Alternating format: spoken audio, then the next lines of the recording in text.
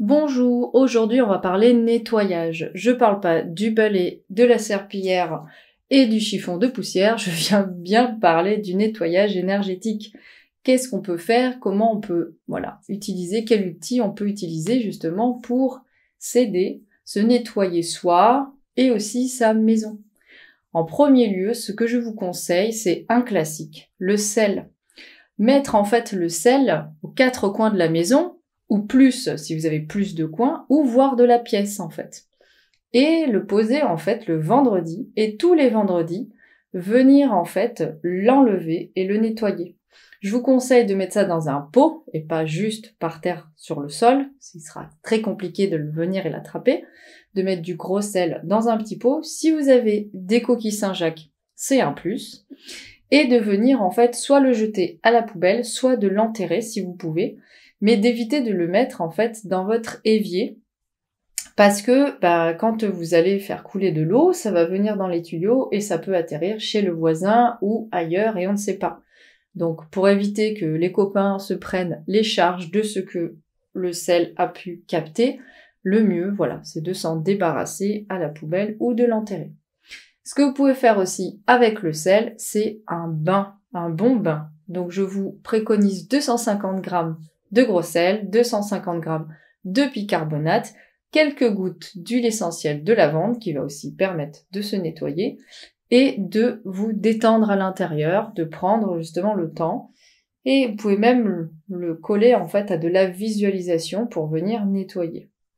Classique aussi, la sauge blanche. La sauge blanche que vous allez brûler. Soit vous avez des paquets comme ça de 5 branches de sauge, qu'il existe aussi en encens. Et vous allez vous promener dans votre maison pour venir nettoyer.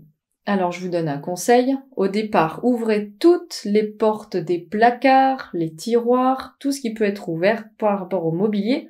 Fermez par contre les fenêtres.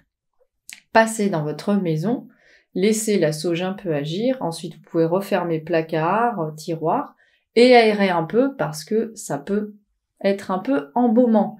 Et vous risquez d'avoir vos rideaux, vos vêtements et vos draps qui va sentir un petit peu pendant quelques jours la sauge. Ensuite, avec la sauge, vous pouvez faire aussi, moi ce que je fais, c'est que quand il y a des petites feuilles qui tombent, je les garde, je les récupère, et je les brûle, juste une feuille ou deux, quand j'ai besoin, en fait, de nettoyer un livre, un bijou, un petit objet tout simple. Et surtout, si vous êtes adepte des vides-greniers, du recyclage, des récupérations des choses des uns et des autres, nettoyez tout ça, parce que vous allez prendre ces charges à l'intérieur de chez vous. Vous pouvez aussi passer la sauge tout autour de vous pour vous nettoyer aussi. Il y a aussi l'encens. Personnellement, j'utilise l'encens en résine avec un charbon que je vais venir chauffer et poser la résine dessus. C'est ce que j'utilise en fait quand je fais les nettoyages des lieux.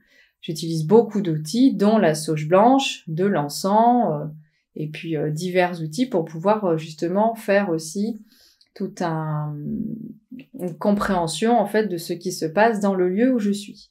Pour l'encens, vous allez utiliser le djaoui noir qui va permettre de purifier et aussi qui va aider à la concentration. Je vous préconise aussi l'oliban qui lui va amener en plus joie et confiance, en plus de la purification, et le copal qui elle va venir activer, rajouter en fait aux autres encens qu'on utilise en plus d'aider au nettoyage. Vous pouvez en prendre qu'un seul ou mélanger les trois. Ensuite, il y a les pierres. Il y a beaucoup de pierres qui sont là pour beaucoup de choses. Donc, j'ai pas tout pris parce qu'il y en a vraiment beaucoup pour des choses à chaque fois qui sont très très précises. Je vous ai choisi 3 pierres que vous allez pouvoir utiliser pour des choses globales. Par exemple, la cyanite. Elle va purifier les canaux énergétiques et les méridiens. Il y a le moki qui va venir purifier toutes les couches en fait de notre aura et repositionner aussi les polarités.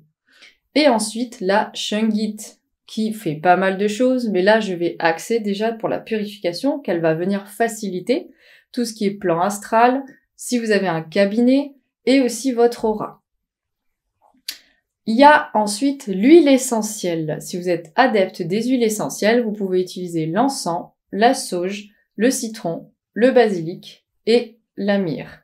Tout ça, vous pouvez l'utiliser soit en diffusion, soit dans l'eau de lavage, par exemple, quand vous passez la serpillière. Pareil, vous pouvez en prendre ou une seule, ou en mélanger quelques-unes, voilà, pour activer encore plus tout ça.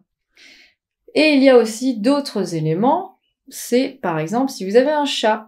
Les chats nettoient et purifient. Ils ont tendance des fois à se coucher toujours au même endroit, c'est parce que là, il y a un point au niveau énergétique, au niveau tellurique, voilà, quelque chose qui se croise, et ils vont venir en fait nettoyer, alléger tout ça pour que vous ne puissiez pas prendre ces charges-là.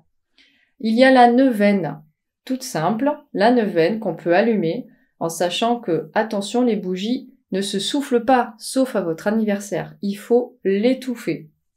C'est pas la même signification. La méditation, on peut venir méditer sur soi, sur le lieu, sur quelque chose, pour venir nettoyer. Vous avez la prière, soit prendre des prières qui existent déjà, mais vous pouvez aussi écrire vous-même votre propre prière. Il n'y a pas d'obligation à faire des très longs textes, des fois juste quelques phrases dans l'inspiration du moment suffit. Tout ça, ce qui est important surtout, c'est l'intention que vous y mettez dedans.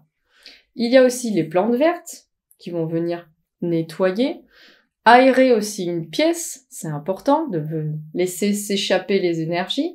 Et la lumière. Quand je fais des nettoyages de lieux, je sens très bien que les charges ne sont pas les mêmes. Si le lieu reste fermé, s'il n'y a aucune lumière, si ce n'est pas aéré, on va tout de suite sentir la lourdeur en fait. Donc même si vous êtes dans une maison que vous n'habitez pas, n'hésitez pas à passer, ouvrir les volets et les fenêtres pour aérer et amener de la lumière. Et un dernier point, les visualisations.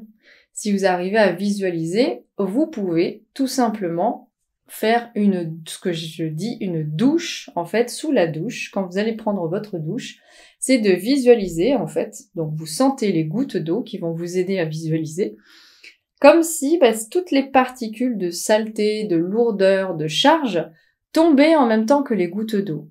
Moi, je visualise comme une batterie qui se vide et qui se décharge, et je laisse les choses, voilà, glisser et partir. En sachant que c'est de l'eau, donc ça va venir partir. Ensuite, ce que vous pouvez visualiser aussi, c'est un cercle qui vient et ou d'en haut, ou d'en bas, peu importe, qui vient comme ça, comme si vous scannez, et en même temps qui va enlever les charges. Et vous pouvez faire des allers et retours comme ça plusieurs fois. Un énorme cercle autour de vous. Et enfin, le dernier que je peux vous donner en conseil, c'est une méditation spécifique pour nettoyer son canal et tous nos corps, etc. Donc ça, je vais vous la mettre en place sur la chaîne. Vous pouvez soit le voir dans les suggestions, soit aller dans la playlist dans méditation des adultes. Et comme ça, vous allez pouvoir juste écouter et faire, en fait, vous laisser guider par ma voix. Sur ce, je vous souhaite une belle journée. N'hésitez pas à mettre un pouce, à vous abonner, à me suivre pour voir toutes mes autres vidéos. Merci, à bientôt.